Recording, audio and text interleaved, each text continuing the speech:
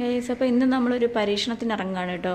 അതായത് ഇന്ന് കുറച്ച് മത്തിയാണ് ഇട്ടത്. അപ്പോൾ കൂട്ടത്തിലുള്ളതിൽ കുറച്ച് ഇത്തിരി കുഞ്ഞൻ മത്തിമാരെ നമ്മൾ പെറുക്കിയെടുത്ത് ഒരു കൈപ്പിടിയിൽ ഒരു 10 കഷ്ടിച്ചിട്ടുണ്ടാവും കേട്ടോ. അപ്പോൾ കുറച്ച് ചെറുതിനെ നോക്കി മാത്രം ഞാനൊന്ന് പെറുക്കിയെടുത്തു. എന്നിട്ട് ഇവരെ ഒരു പരീക്ഷണത്തിന് വിധേയമാക്കാൻ പോവാണ്. സംഗതി ഇതാ കണ്ടു. കുറച്ച് വാളംപുളിയുടെ ഇല, വെളുത്തുള്ളി, കാന്താരി കുറച്ചുണ്ട്. അതിൻ്റെ കൂടെ വലുപ്പത്തിൽ കൂടുതലുള്ള ഒരുത്തിനെ ഇനി പൊക്കി പച്ചമുളക്, പിന്നെ ഒരു ചെറിയ പച്ചമുളക്, കറിവേപ്പില, കൂടെ ഇത്തിരി ഉപ്പും ഉണ്ട് കേട്ടോ. അപ്പോൾ ഞാൻ ഈ കൂട്ടത്തിലുള്ള എല്ലാ എണ്ണത്തിനെയും ഒന്ന് മിക്സിയിലിട്ട് പേസ്റ്റാക്കി എടുക്കാൻ പോവാണ് കേട്ടോ. അപ്പോൾ ഇതാ ഞാനതെല്ലാം കൂടി അരച്ച് പേസ്റ്റാക്കി എടുത്തിട്ടുണ്ട്. സംഭവം കുറച്ച് വെള്ളം കൂടിപ്പോയി, പക്ഷെ അത് വെള്ളം മാത്രമായിട്ട് നിൽക്കുകയാണ് കേട്ടോ. അപ്പോൾ ആ വെള്ളത്തിനെ കുറച്ചിങ്ങനെ ഊറ്റിക്കളഞ്ഞാൽ മതി, പ്രശ്നമൊന്നുമില്ല. ഞാൻ പുളിയുടെ എന്താ പറയുക, ഈ തണ്ടുണ്ടല്ലോ അതൊക്കെ മാറ്റിയില്ല, മാത്രമായിട്ട് ഇട്ടിട്ടാണ് കേട്ടോ അരച്ചത്. അപ്പോൾ അത് ശ്രദ്ധിക്കണം, അല്ലെങ്കിൽ കമ്പ് പോലെയായിട്ട് ചിലപ്പോൾ കിടക്കാൻ ചാൻസ് ഉണ്ട്. അപ്പോൾ ഞാനിത് മിക്സ് ചെയ്യാൻ പോവാണേ. മിക്സ് ചെയ്യാനായിട്ട് പ്രത്യേകിച്ച് അലങ്കാരത്തിൻ്റെ പരിപാടിയൊന്നുമില്ല. പിന്നെ ഇങ്ങനെ അങ്ങോട്ട് വാരിയിടുക. കുഞ്ഞ് മത്തി അതുകൊണ്ട് ഇങ്ങനൊന്ന് മിക്സ് ചെയ്ത് കൊടുക്കേണ്ട ആവശ്യമുള്ളൂ. കണ്ടില്ലേ?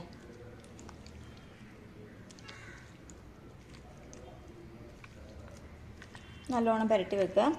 ഇതിൽ നിങ്ങൾ മുളക് പൊടി ഇട്ട് മത്തി വറക്കുമ്പോഴേക്കും അതിൽ കളറൊക്കെ വ്യത്യാസം വരുമല്ലേ.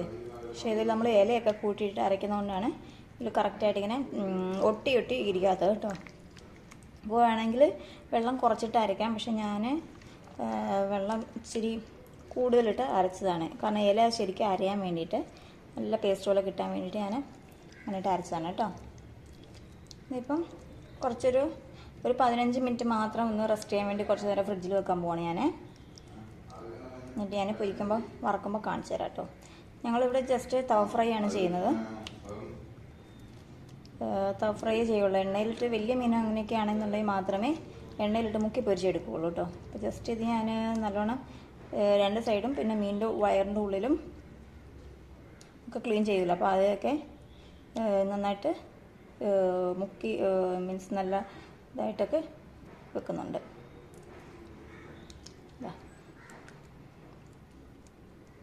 ഇത് കുഞ്ഞു മീനായത് നമ്മൾ എടുത്തത്.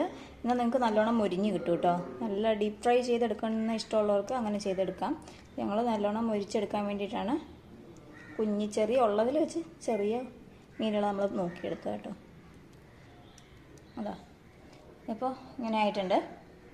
വരേണ്ടവർക്ക് വരയാം. ഞങ്ങൾ വരഞ്ഞിട്ടില്ല, കാരണം ഇത് തീരെ കുഞ്ഞു മീനാണ്. നമ്മൾ ഒരു വിരലിൻ്റെ ഒക്കെ അത്ര നീളം തന്നെ ഉള്ളൂ ഇതിന്. അത് വരയിട്ട് വരുമ്പോഴേക്കും കഴുകിയൊക്കെ എടുക്കുമ്പോഴേക്കും അത് ആകെ കുളമായിട്ടുണ്ടാവും. അപ്പോൾ അതുകൊണ്ടാണ് വരയാനത്. അതാ ഇനി കുറച്ച് നേരം ഫ്രിഡ്ജിൽ വെക്കാൻ പോകണം. അപ്പോൾ ഇത് നമ്മുടെ പാൻ ചൂടായി വന്നിട്ടുണ്ട്. തവയാണ് കേട്ടോ. അപ്പോൾ ഞാൻ വെളിച്ചെണ്ണ ഒഴിക്കുകയാണേ. വെളിച്ചെണ്ണ ഒഴിച്ചു. അപ്പോൾ എണ്ണ ചൂടാവട്ടെ, നമുക്ക് വെയിറ്റ് ചെയ്യാം. എണ്ണ നല്ലോണം ചൂടാവട്ടെ.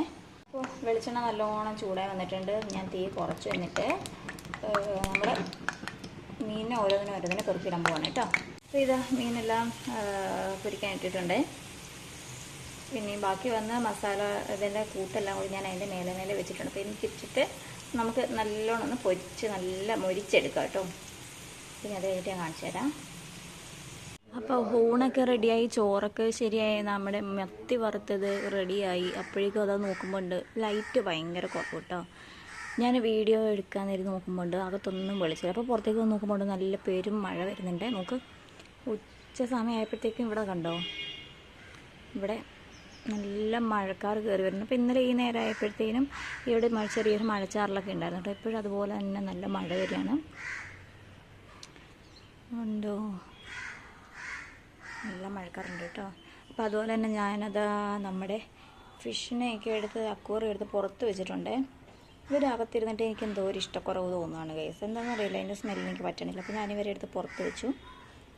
കണ്ടോ, അപ്പോൾ ഫുഡൊക്കെ റെഡി ആയിട്ടുണ്ട്. അപ്പോൾ ഞാൻ ഇനി അകത്ത് പോയിട്ട് നമ്മുടെ ഫുഡിൻ്റെ വിശേഷം കാണിച്ചു തരാം കേട്ടോ. അപ്പോൾ ഇതാ ഉച്ചയ്ക്ക് ചോറ്, രസം, മുട്ട പൊരിച്ചത്, പപ്പടം, അവിയൽ, ഇതാണ് നമ്മുടെ സ്പെഷ്യൽ മത്തി പൊരിച്ചത്, മത്തി വറുത്തത്. ഇത് നല്ല ടേസ്റ്റ് ഉണ്ട് കേട്ടോ. ഇത് എന്താ പറയുക, എല്ലാവരും ഒന്ന് ട്രൈ ചെയ്ത് നോക്കണം. നല്ല രസമുണ്ട്. അപ്പോൾ ഇതൊക്കെയാണ് കേട്ടോ ഇന്നത്തെ കറി. ഈ മുട്ട പൊരിച്ചതിന് ഈ മുട്ട പൊരിച്ചതിന് ഒരു കഥ പറയാനുണ്ട് കേട്ടോ. അതായത് ഇന്നലെ രാത്രി ഞങ്ങൾ മുട്ട പൊരിച്ചത് കൂട്ടി ചോറ് കഴിക്കാമെന്നൊക്കെ വിചാരിച്ച് ഞങ്ങൾ മുട്ടയൊക്കെ പൊരിച്ച് ഇങ്ങനെ വെച്ചു. അപ്പോഴേക്ക് നമ്മുടെ അബ്ദു കിടന്നിട്ട് പേരും കരച്ചിൽ കേട്ടോ, അവൻ ഉറങ്ങാൻ വേണ്ടിയിട്ട്. അപ്പോൾ ഒരു തവണ ഉറക്കാൻ പോയി, അവൻ ഉറങ്ങിയില്ല. അത് കഴിഞ്ഞിട്ട് പിന്നെയും വന്ന് മുട്ട പൊരിച്ചതും കൂടി ചോറ് കഴിക്കാമെന്നൊക്കെ കരുതി ഞങ്ങളിരുന്നു. അപ്പോൾ പിന്നെ വീണ്ടും കരച്ചിൽ തുടങ്ങി, കഴിക്കാൻ സമ്മതിച്ചില്ല. അങ്ങനെ ഞാൻ ഉറക്കാൻ പോയി. പൊന്നു ഗൈസ് 12 മണി കഴിഞ്ഞ് അവൻ കിടന്നുറങ്ങിയപ്പോൾ ഏറ്റവും വലിയ സങ്കടം എന്താണെന്ന് വെച്ചാൽ ഞാനും അവൻ്റെ കൂടെ കിടന്ന് ഉറങ്ങിപ്പോയി. അതാണ് ഏറ്റവും വലിയ സങ്കടം.